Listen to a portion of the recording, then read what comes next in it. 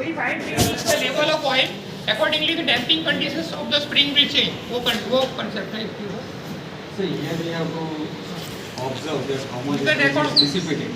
Now you know that in experiment we cannot measure everything.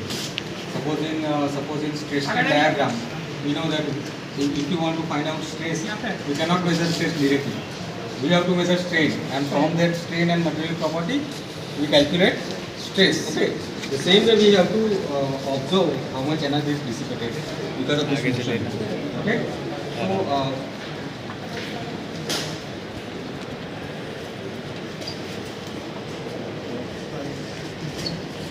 Height.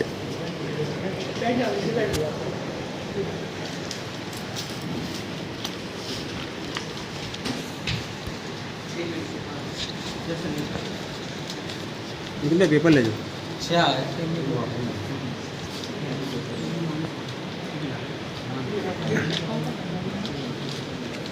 Okay, so this is a spring.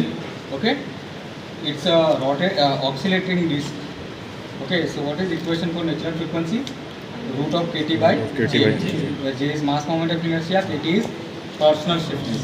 Okay, now we are not aware about what is torsional stiffness of this. Now about this disc, if you have a value of this thickness of the disc and diameter, you can easily determine what is mass moment of inertia. But with the disc, you can see that this hollow portion is attached. Now this hollow portion is attached, but it also has some cut. Here you can see this is a cut. Okay, so its shape is not even; it is uneven shape, or there is some irregularities in the shape. So it's difficult to calculate what is exact mass moment of inertia. So kt is not known. We cannot calculate mass moment of inertia. Okay. So natural frequency is unknown. So our first task is to determine what is natural frequency of this. Okay, so we have a one. This is spring. Okay, here you have to place mass. These are the different masses. Here we have a pulley. Okay, so from this pulley, you have to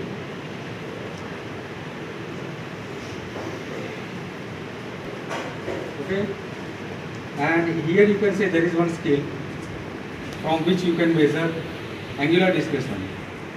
There is one scale from which you can measure angular displacement. Now this spring is wrapped on the periphery. Okay, so now if you put some mass over here, so this mass into g into radius of the disc, that is torque, and this is angular displacement theta. So torque is known, how much torque is applied. Now because of that torque, some angular displacement has taken place.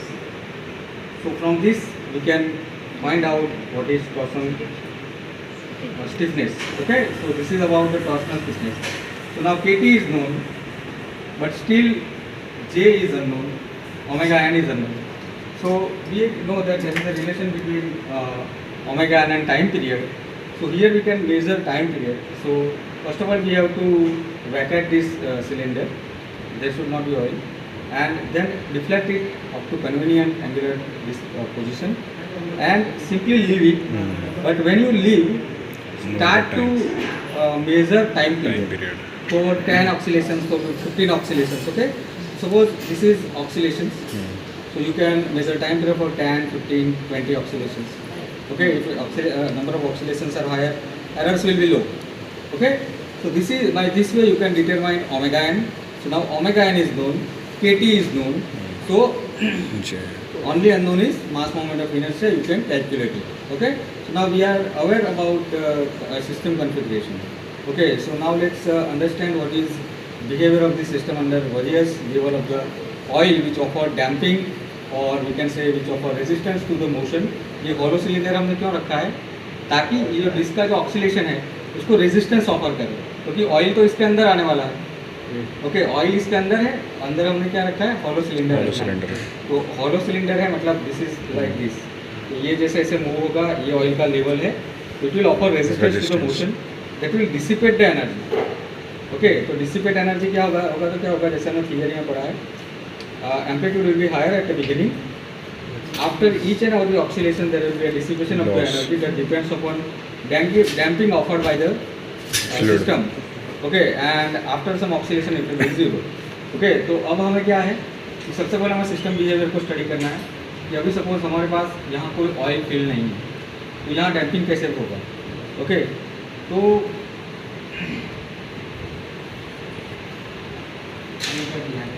This is okay and हमने maximum देखो यहाँ पे क्या है omega n is equal to root k t by J.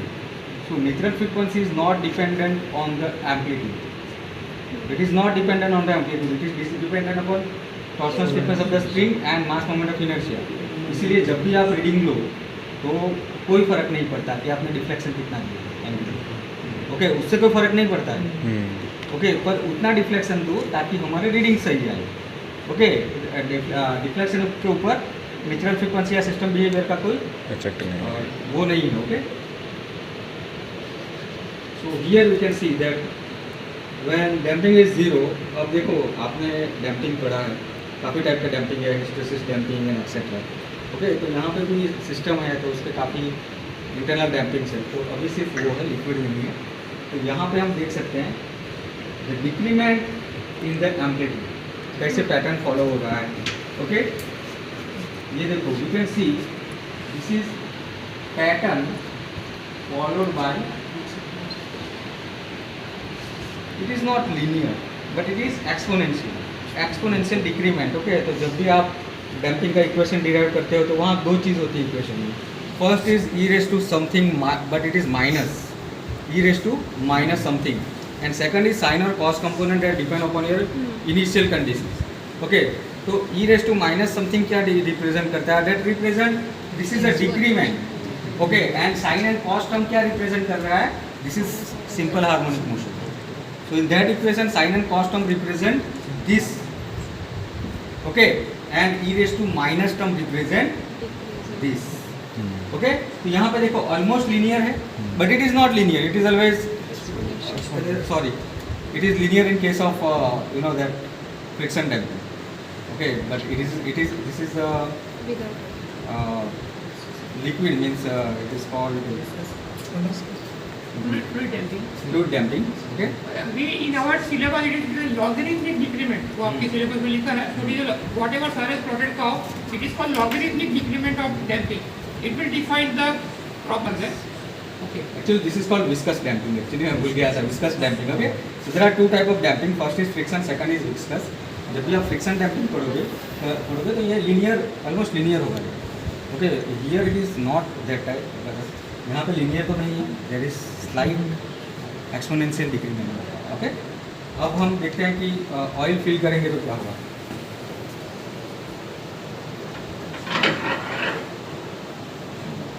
Oil is now depending upon level. Oil is going inside that piston. Okay, यहाँ से आप देख सकते हो Oil जा रहा है. Oil पीछे जा एक रहा स्केल लगाया हुआ है तो यहाँ आपको है. Level of oil we can measure from the back side. yes. Tube है, plastic tube है, transparent plastic tube. We can see the oil level, and we can measure what is the height of water, height of oil inside drum.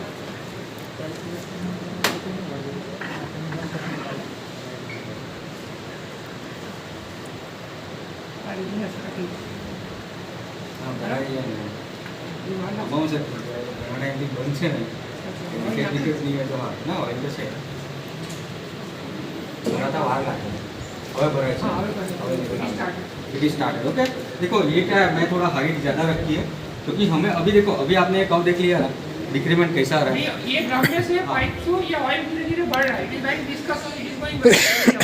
Okay, अब क्या है, अब जो मैं draw करता हूँ तो ये और ये मैच यहाँ होना मैं चाहिए. जानबूझ के थोड़ा ऑयल की हाइट ज़्यादा रख रहा हूँ ताकि हमें थोड़ा शार्प डिक्रीमेंट दिखाए. तो आप दोनों को कंपेयर कर सकते हो ना. माइनर डिफरेंस होगा तो डिफ्रेंशिएट नहीं कर पाओ.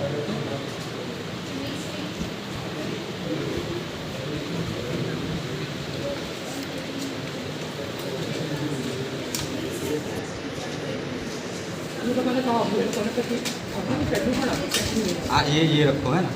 ये without damping. You can note down without damping. Zeta is equal to 0 ऐसे Theta is नोटेशन without है zeta. damping. There are 12 you can take okay,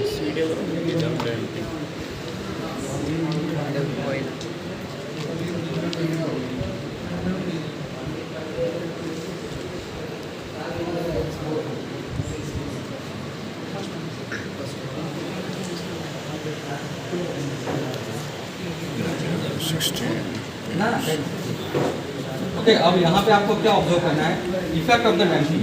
अब यहाँ पे है ना, Please point. What is color, please? लिखो 11 सेंटीमीटर हाइट है। जब ऑयल की हाइट 11 11 सेंटीमीटर है centimeter height है fluid का. तो अब यहाँ पे आप नेचर ऑफ डैम्पिंग देखना। Now please concentrate here and again we are plotting logarithmic decrement curve with fluid now. Inside drum fluid is there. So damping is high okay, inside fluid. अब यहाँ decrement देखना।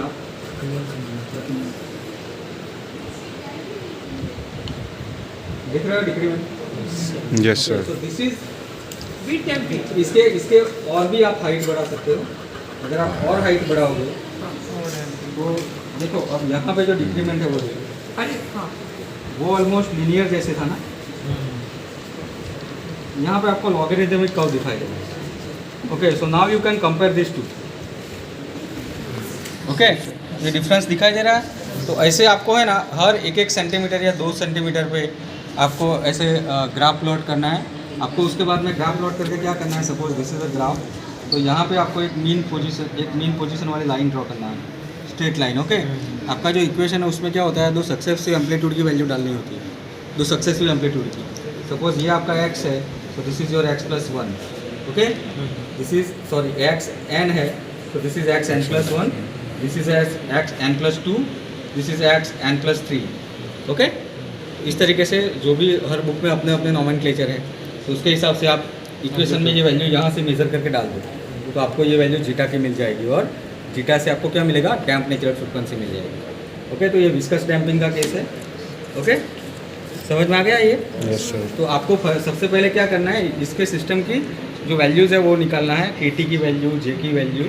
Okay, तो उसके लिए ये आपको string use करना है, आपको वेट यूज़ करना है, और सेकंड स्टेज में आपको डैम्पिंग की इफेक्ट देखना है। ओके, समझ में आ गया? इसमें 2 टास्क है। ये आपके बाद हाँ, ये with damping without all fluid to level figure between. हमारा 11 હતું, this is zeta equal to 0, और यहाँ पे जो लिक्विड की हाइट है, नहीं उसको डैम्पिंग नहीं बोल सकते, डैम्पिंग तो आपको मेज़र करना है, कैलकुलेट करना है। ऐसे बोलो last Now we see the last experiment, that is for Torsional.